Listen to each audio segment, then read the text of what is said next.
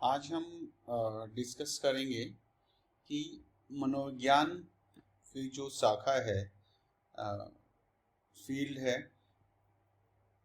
उसके रूप के बारे में। जैसे अभी तक हमने पढ़ा कि मनोविज्ञान व्यवहार यानी बिहेवियर, अनुभव यानी एक्सपीरियंसेस और मानसिक प्रक्रियाओं यानी मेंटल प्रोसेसेस का अध्ययन करता है। तो ये समझने का प्रयास करता है कि मन कैसे काम करता है, कैसे डिफरेंट मेंटल प्रोसेसेस यानी मानसिक प्रक्रियाएं व्यवहार को उत्पन्न करती हैं। तो इन सारी चीज़ों के बारे में अभी तक हमने पहले लेक्चर में पढ़ा। ठीक है, तो इसमें दो तरीके की चीज़ें हैं कि कुछ जो साइकोलॉजिस्ट या मनोवैज्ञानिक हैं वो बिहेवियर को स्टडी करते हैं। मतलब इसको हम ऐसे कह सकते हैं, मनोवैज्ञानिक व्यवहार एवं अनुभव की व्याख्या से ऐसी अभिनीतियों को अनेक तरीकों से कम करने का प्रयास करते हैं। कुछ मनोवैज्ञानिक अपने विश्लेषण को वैज्ञानिक एवं वस्तुनिष्ठ बनाकर ऐसा करते हैं।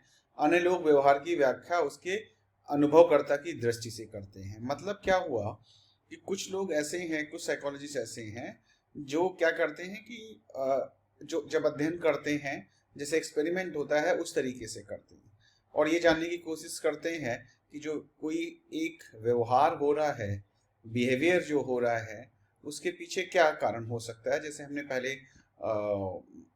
जब परिभाषा के बारे में हम पढ़ रहे थे तो वहाँ पे हमने देखा कि एक स्टिमुलस यानी उद्दीपक और रिस्पॉन्स यानी उसका अनुक्रिया होती है।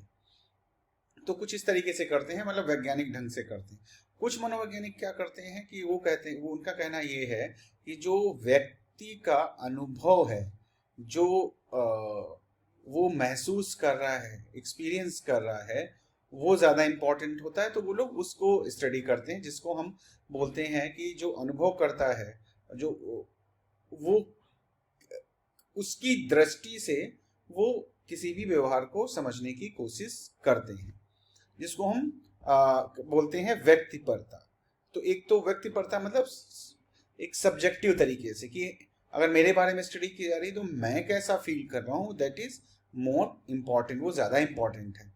क्योंकि एक ही सिचुएशन है। एग्जाम्पल ले लेते हैं कि जैसे एग्जाम का टाइम आया तो कुछ स्टूडेंट्स क्या होते हैं, बहुत ज़्यादा घबराहट होने लगती है उनको। कुछ होते हैं बहुत ही कूल तरीके से काम करते हैं, कूल रहते हैं, ठीक है एग्जाम है एग्जाम देंगे, उनको उतनी ज़्यादा एंग्जाइटी घबराहट ये नहीं होती है। तो सिचुएशन तो वही है, लेकिन जो इंडिविजुअल है, जो पर्सन है, जो व्यक्ति है, वो अलग अलग तरीके से बिहेव कर रहा है।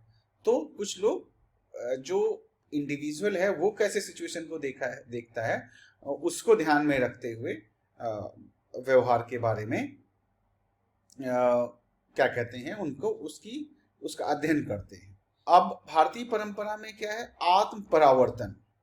आत्म परावर्तन जिसको अंग्रेजी में हम बोलते हैं सेल्फ रिफ्लेक्शन को एक मतलब महत्वपूर्ण माना गया है। तो हमारे जो भारतीय संस्कृति है या भारतीय जो हमारा इतिहास है वो बताता है कि साइकोलॉजी को कुछ अलग से रख के नहीं देखा जाता है। वो आपके जो अब वेद पुराण ये सारी चीजें अगर आप पढ़ेंगे, गीता, तो वो हमारी एक सोच का हिस्सा है, हमारी संस्कृति का एक हिस्सा है, सेल्फ रिफ्लेक्शन। तो अब अगर उस पॉइंट ऑफ व्यू से हम देखें, उसके दृष्टिकोण से देखें, तो भारतीय परंपरा में आत्म परावर्तन एवं सचेतन अनुभव का विश्लेषण मनोवैज्ञानिक समझ का एक महत्वपूर्ण स्रोत माना जाता है। कि आत्म रिफ्लेक्शन, अपने बारे में, सेल्फ रिफ्लेक्शन जिसको हम बोलते हैं, आत्म परावर्तन, अपने बारे में सोचना, अपनी व्यवहार को देखना और अकॉर्डिंगली उस पर एक्ट करना, जिससे हमारा जिसे में आत्मज्ञान आता है और मानव व्यवहार को समझने में हमें मदद मिलती है। और आज की डेट में अगर हम देखें तो बहुत सारे पाश्चात्य देशों, वेस्टर्न कंट्रीज के लोग भी इस तरीके से व्यवहार को के अध्ययन की तरफ लगे हुए हैं। मनोविज्ञान है तो बहुत पुराना, लेकिन अगर हम आधुनिक विज्ञान की बात करें कि तो वो 1979 में स्टार्टिंग हम बोल सकते हैं, जो वेस्टर्न कंट्रीज में कहते हैं, लिप्जिंग में हुई, जहां पे पहली प्रयोगशाला है ना, पहली लेबोरेटरी स्थापित की गई और मनोविज्ञान के अध्ययन के लिए। तो अब क्या है, अच्छा एक बहस और होती है मनोविज्ञान को लेके कि मनोविज्ञान जो है वो एक साइंस है या फिर एक आर्ट का सब्जेक्ट है। अब इसमें आप देखो, अगर आप एक्सपेरिमेंट कर रहे हो, सारी चीजें कर रहे हैं, तो वो क्योंकि हम फॉलो करना चाहते हैं कि जो जैसे साइंस में एक्सपेरिमेंट होते हैं उसी तरीके से जो व्यक्ति है उसके बिहेवियर को भी अध्ययन किया जाए, लेकिन वो एक कठिन कार्य होता है, क्योंकि जो नेचुरल साइंसेस हैं, जो साइंस जिनको हम बोलते हैं, उनमें ये इजी होता है कि आपने हाइड्रोजन और ऑक्सीजन के मॉलिक्यूल्स लिए, H2O जिसको हम बोलते हैं, तो हाइड्रोजन के 2 मॉलिक्यूल्स लिए, एक ऑक्सीजन का लिया और उसको एक सिमिलर एनवायरनमेंट में अगर हम मिलाएंगे तो वो पानी बनेगा, वो फिक्स्ड है। लेकिन जब ह्यूमन की बात आती है, व्यक्ति की बात आती है, तो वहां पे थोड़ा सा गड़बड़ हो जाता है।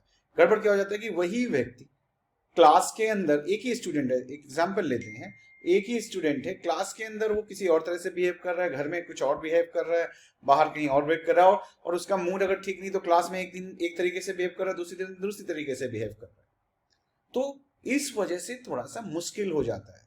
और इसको ज्यादातर अगर हम देखें तो क्योंकि हम एक इंसान या व्यक्ति की यहाँ पे एक व्यवहार की व्याख्या कर रहे हैं, तो इसको हम सामाजिक विज्ञान में रखते हैं, ज्यादातर बार हम सामाजिक विज्ञान। लेकिन आप कभी कभी देखोगे कि कोई यूनिवर्सिटीज इसको बोलती हैं कि बीएससी इन साइकोलॉजी और एमएससी इन साइकोलॉजी, एंड ज्यादातर जगह आप एमए एंड बीए साइकोलॉजी आपकी डिग्रीज आप देखते हैं। तो इस तरह की चीजें रहती हैं। तो आगे चल के जब आप देखेंगे तो आपको इसमें कंफ्यूजन नहीं होना चाहिए कि बीए है या बीएससी है, एमए है या एमएससी है, वो एक जैसे ही हैं। बिकॉज ऑफ दीज कॉन्सेप्ट्स की साइंस है या मैथ है, तो उनके नाम चेंज कुछ हद तक होते हैं किसी किसी यूनिवर्सिटीज में। अगर हम देखें एक जो 2 चीजें हैं जो मनोविज्ञान के क्षेत्र में सबसे ज्यादा, एक तो है तंत्रिका विज्ञान और कंप्यूटर विज्ञान, बहुत कुछ मनोविज्ञान से उधार लेता है। अब एक चीज जो मैं बताता हूँ कि तंत्रिका विज्ञान क्या है, जो न्यूरोलॉजी है, या न्यूरोलॉजिस्ट जो होते हैं, न्यूरोसर्जन्स होते हैं, अच्छा ये लोग इससे रिलेटेड जो साइकोलॉजिस्ट होते हैं, जो लोग इससे प्रभावित साइकोलॉजिस्ट हैं या उनको प्रभावित करता है, ये न्यूरोलॉजी वालों को साइकोलॉजी प्रभावित करती है, साइकोलॉजी वालों को न्यूरोलॉजिस्ट करते हैं। तो इसमें क्या है कि हम सोचते कैसे हैं, वही हमने बात किया, मेंटल प्रोसेसेस, आपका बिहेवियर, ये सारी चीजें। तो अभी इतनी अच्छी टेक्निक्स हैं हमारे पास, मैग्नेटिक रेजोनेंस इमेजिंग, एक होता है fMRI, functional magnetic resonance imaging. So अब इसमें क्या होता ये है कि ब्रेन में कुछ मॉलिक्यूल्स या आपके ब्लड में कुछ चीजें इन्फ्यूज की जाती हैं, मतलब डाली जाती हैं, और उसके बाद क्या होता है कि आपको कुछ एक्टिविटी दी गई करने के लिए, और उस एक्टिविटी, और वो क्या होता है, एक तरीके से जो पार्ट ब्रेन का एक्टिव होगा वहां पे वो मटेरियल ज्यादा यूज होगा, और उसको आप स्क्रीन के ऊपर, कंप्यूटर स्क्रीन के ऊपर देख सकते हैं।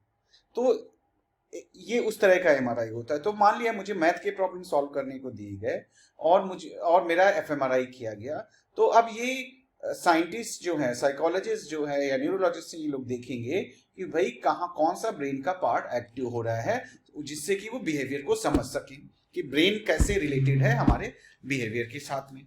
उसी तरह से ईजी होता है, इलेक्ट्रिकल एक्टिविटी होती है ब्रेन में, तो उस में हम ये देखते हैं कि टास्क कर रहा है तो कौन सा ब्रेन का पार्ट एक्टिव हो रहा है या कितना एक्टिव हो रहा है वो पार्ट।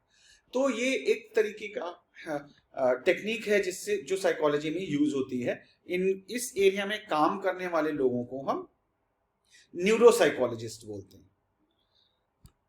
उसी तरीके से तो दूसरा जो है कि जिसको साइकोलॉजी बहुत प्रभावित करती है वो होता है मानव और कंप्यूटर।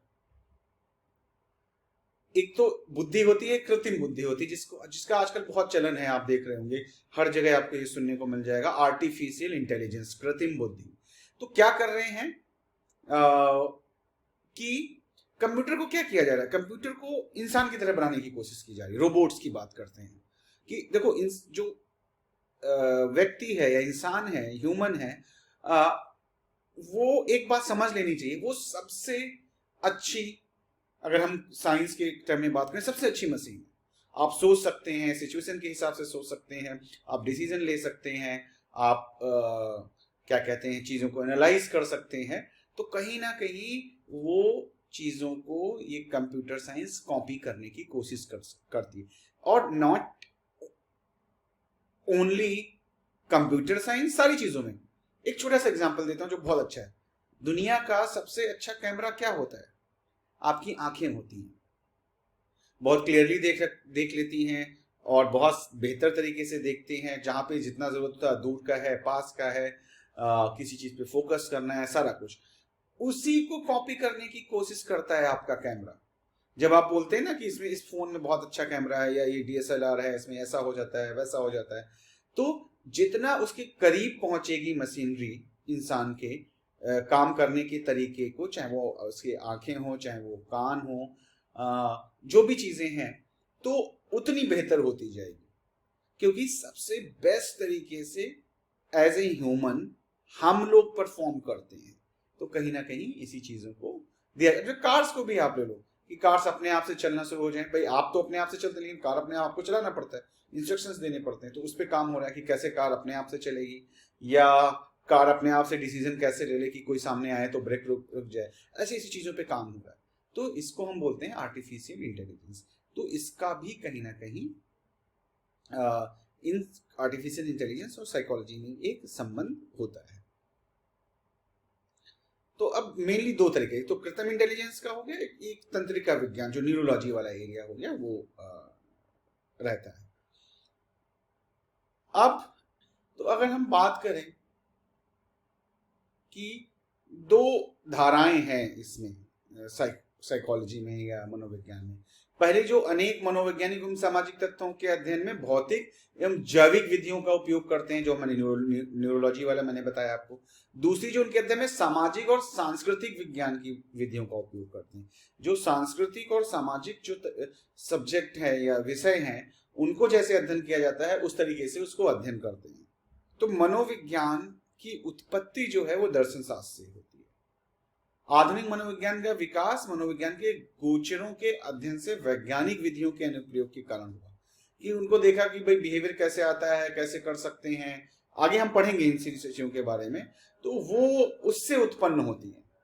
तो विज्ञान में क्या है, ऑब्जेक्टिविटी है, वस्तुनिष्ठा है, जो चीज है जैसी है वो देखनी है, या ये हो इसकी वजह क्या हो सकती है, उसकी वजह क्या हो सकती है, कोई बिहेवियर हो रहा है तो उसके पीछे क्या कारण है, ये सब जानने के लिए जो हम एक्सपेरिमेंट्स करते हैं वो प्राकृतिक विज्ञान है, जैसे फिजिक्स, केमिस्ट्री, मैथ, बायोलॉजी। तो जो लोग इस तरह से अध्ययन करते हैं उनका कहना है कि भाई मनोविज्ञान एक प्राकृतिक विज्ञान के रूप में है, उसको उसी तरीके से हमें अध्ययन करना चाहिए। तो विज्ञान में वस्तुनिष्ठता यानी ऑब्जेक्टिविटी पर सर्वाधिक बल दिया जाता है, जो एक संप्रत्यय की परिभाषा है एवं कैसे मापा जा सकता है। अच्छा, विज्ञान की एक और बात यह है कि आप उस चीज को स्टडी कर ही नहीं सकते जिसको आप मेजर नहीं कर सकते।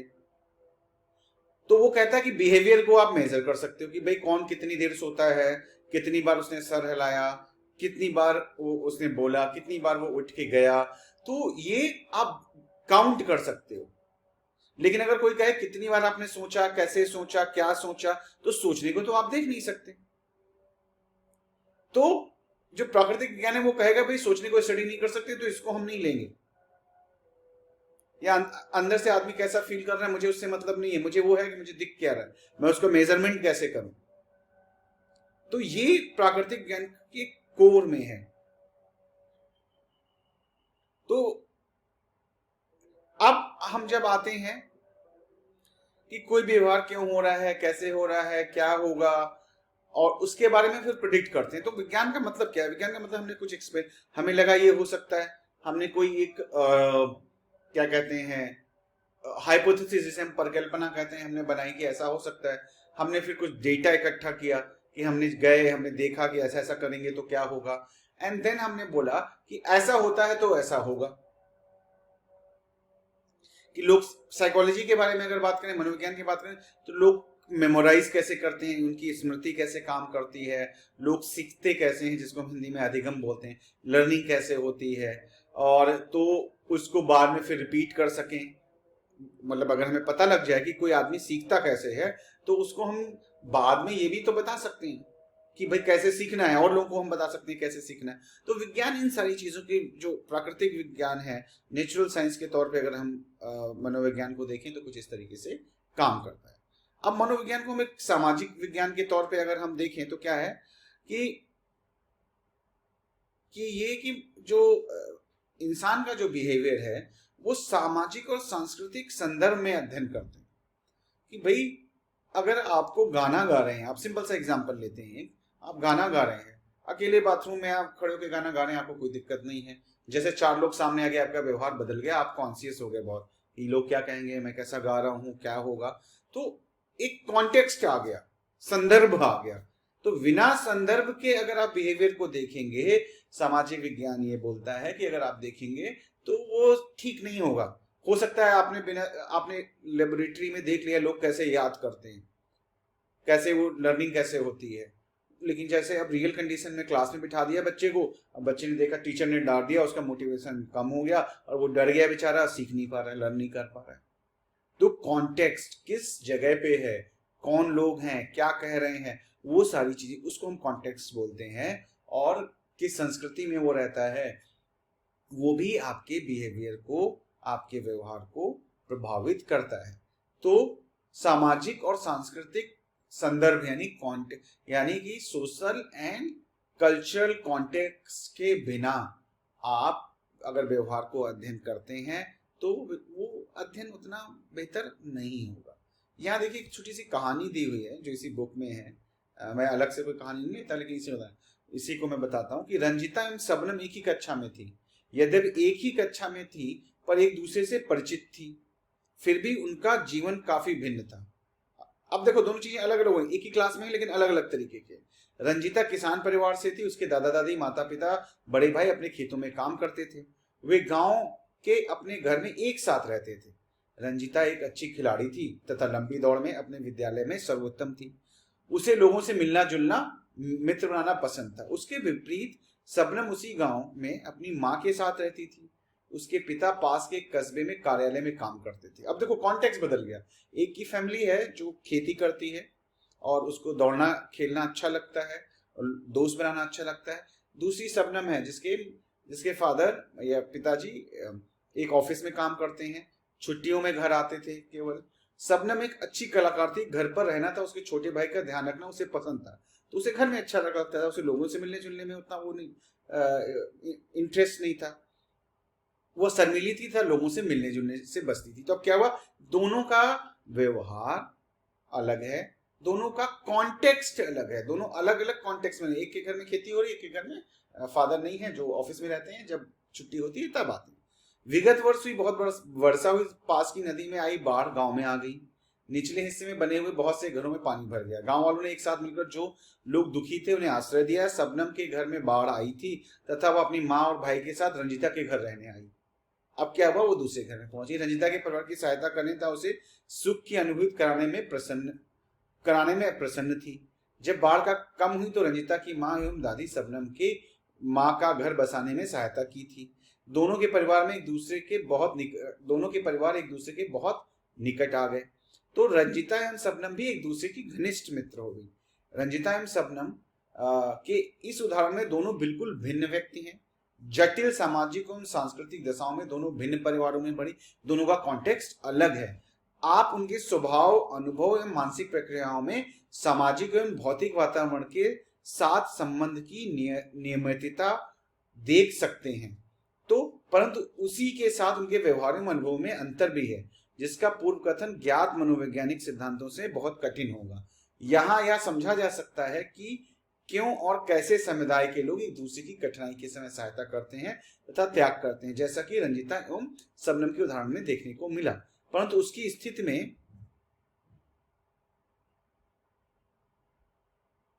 सभी ग्रामीणों के समान रूप से सहायता नहीं की थी तथा ऐसी समान स्थिति में सभी समुदाय इतना आगे नहीं आते हैं। वास्तव में कभी कभी उसका उल्टा ही सही होता है। लोग समान परिस्थितियों में असामाजिक हो जाते हैं तथा विपदा में लूटने व शोषण करने में संलग्न हो जाते हैं। इससे स्पष्ट होता है कि मनोविज्ञान मानव व्यवहार एवं अनुभव का उनके समाज और संस्कृति के संदर्भों में अध्ययन करता है। अतः मनोविज्ञान एक सामाजिक विज्ञान है जो व्यक्तियों एवं समुदायों पर उनके सामाजिक, सांस्कृतिक एवं भौतिक वातावरण के संदर्भ में ध्यान केंद्रित करता है। तो इस कहानी में अगर हम देखें तो क्या हुआ, दोनों अलग अलग बैकग्राउंड की हैं, दोनों का नेचर अलग है। एक सिचुएशन आती है जो एक्सटर्नल, बाहरी सिचुएशन है कि बाढ़ आ जाती है, तो उसमें शबनम की मदद रंजिता करती है, दोनों एक दूसरे की दोस्ती हो जाती है, जबकि दोनों बिल्कुल अलग हैं। एंड आखिरी की लाइनों में अगर हम देखें तो क्या होगा, उनके व्यवहारों में बदलाव आएगा। तो कैसे आपका समाज, आपकी संस्कृति, बाहर होने वाली घटनाएं आपके व्यवहार को प्रभावित करती हैं। तो ये जो कॉन्टेक्स्ट है, संस्कृति है, इसकी वजह से इसको हम सामाजिक विज्ञान भी बोलते हैं। तो अब मुझे लगता है अभी आपको समझ में आ गया होगा कि इनको हम नेचुरल साइंसेस या प्राकृतिक विज्ञान, जिसको हम साइंस बोलते हैं, में भी रखा जाता है, क्योंकि हम उसमें एक इंसान का अध्ययन करते हैं। अध्ययन कैसे करते हैं? लैब में, कि उसको देखा वो सोच कैसे रहा है, समझ कैसे रहा है, लिख कैसे रहा है, क्या इससे किसी और को मदद मिलेगी, वो सारी चीजें। लेकिन क्या हम भूल जाते हैं? कॉन्टेक्स्ट भूल जाते हैं। आप लैब में कोई एक्सपेरिमेंट कर रहे हो, बाहर के समाज में वो कितना उपयोगी होगा नहीं कहा जा सकता। जबकि क्योंकि जब भी जैसे ही आप बाहर के माहौल में आते हैं, बहुत सारी और चीजें, कॉन्टेक्स्ट, संस्कृति काम करना शुरू करती है, जो आपकी लैब में जो आप कर रहे हैं, सीख रहे हैं या समझ रहे हैं, वो उतना बेहतर तरीके से काम नहीं करेगी सामाजिक सिचुएशन में। तो आज के लिए इतना ही है, फिर अगली किसी लेक्चर में हम इससे आगे का करेंगे।